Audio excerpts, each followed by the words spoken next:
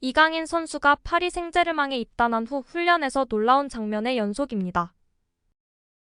네이마르와 포옹을 나누며 웃고 있는 이 장면은 유명한데요. 그런데 이젠 음바페와도 친해지며 포옹을 하는 장면이 포착됐습니다.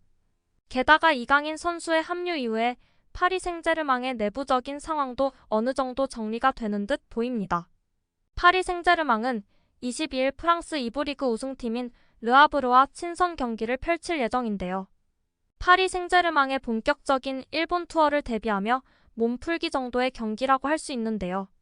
이 경기에 참여하게 될 27인의 선수 명단이 파리 생제르맹의 공식 홈페이지에 공개되었는데 나바스, 하키미, 우가르테, 마르키뇨스, 베라티, 음바페, 루이스, 아센시오, 다닐로, 비티냐, 산체스, 이강인, 에르난데스, 은두르, 펜벨레, 르텔리에, 키르자와, 자이르, 에머리, 드렉슬러, 가르비, 슈크리니아르, 음바페, 후스니, 르미나, 에키티케, 돈나룸마를 마지막으로 27인입니다.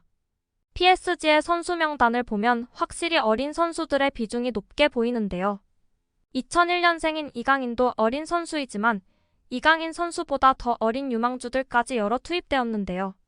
새롭게 PSG에 부임한 엘리케 감독은 첫 기자회견에서 PSG 구단은 어린 선수들에게 많은 투자를 해왔다.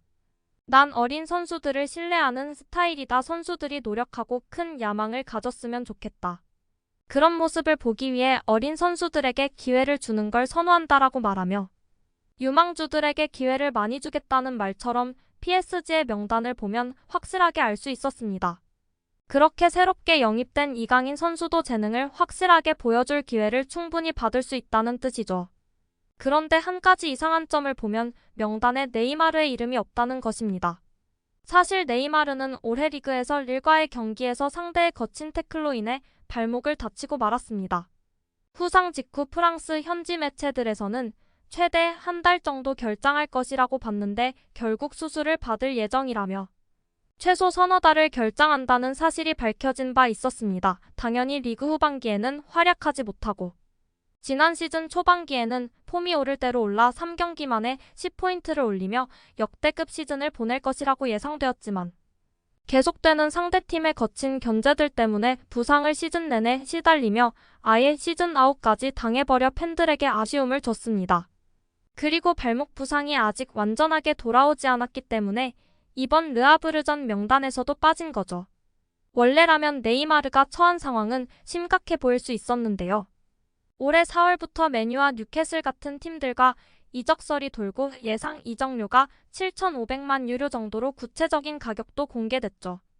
게다가 친정팀인 바르셀로나 복귀설까지 유력한 이적설로 뽑히기도 하고 7월에는 첼시로 임대설까지 나오며 네이마르가 파리 생제르맹을 떠날 것 같은 분위기가 지속되고 있었습니다.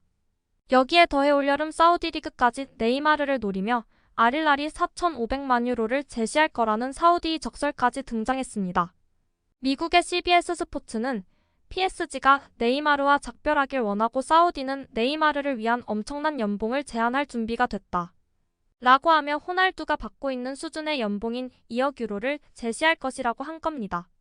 하지만 최근 네이마르는 다음 시즌에도 파리에 남겠다는 의사를 밝혔는데요. 프랑스 매체인 풋 메르카토에서는 1년 전부터 PSG에 밀려났던 네이마르가 미래에 대한 계획을 제시했다. 그는 팬들의 기대에 결코 부응하지 못했다. 네이마르는 부상은 물론 행동적인 부분에서 음바페에게 지적됐다. 그럼에도 네이마르는 계약 기간이 2027년까지 연장된 PSG에서 계속 뛰길 원한다라고 말했습니다. 게다가 네이마르까지 인터뷰를 통해 직접 입장을 밝혔는데요. PSG에서 뛰길 희망한다. 나는 구단과 계약이 되어 있고 지금까지 아무도 내게 어떤 말도 하지 않았다.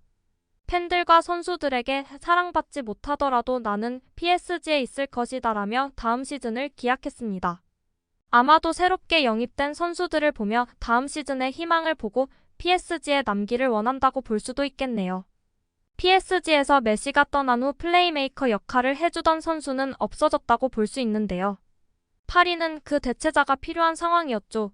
음바페와 네이마르가 플레이메이킹을 하는 스타일은 아니라고 볼 수 있는데 그렇다면 현재 발표된 선수 명단에서 그 플레이메이킹을 담당할 선수는 이강인이 유일하다고 볼 수 있습니다.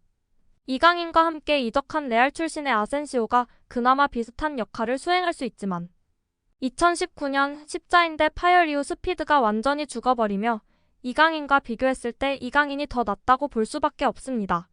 그렇다면 르하브르전에서 음바페와 이강인이 호흡을 맞추는 가슴 떨리는 장면을 기대할 수 있겠는데요. 추가적으로 PSG에서 공개한 훈련 사진을 보면 이강인과 음바페가 껴안으며 서로 미소 짓는 모습이 포착됐는데요.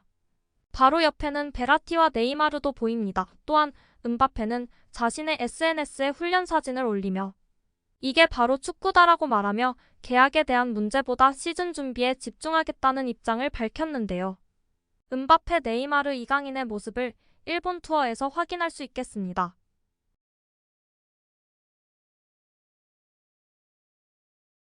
파리 생제르맹의 일본 투어 일정을 보면 7월 25일 알나스르전, 7월 28일 오사카전, 8월 1일 인터밀란전이 예정되어 있습니다. 뿐만 아니라 PSG의 한국 투어까지 잡히며 한국 팬들의 눈으로도 직접 볼 수 있겠네요. PSG와 전북현대와 친선 경기는 8월 3일 저녁 8시 부산 월드컵 경기장에서 있을 예정이라고 합니다. 아직 완전히 확정되지는 않은 건지 취소될 가능성도 나오고 있기는 하지만 개인적으로 이강인 선수와 네이마르, 음바페가 같이 뛰는 모습을 한국에서 볼 수 있었으면 좋겠네요. 구독과 좋아요 한 번씩 부탁드립니다. 다음 영상을 만드는데 큰 힘이 됩니다.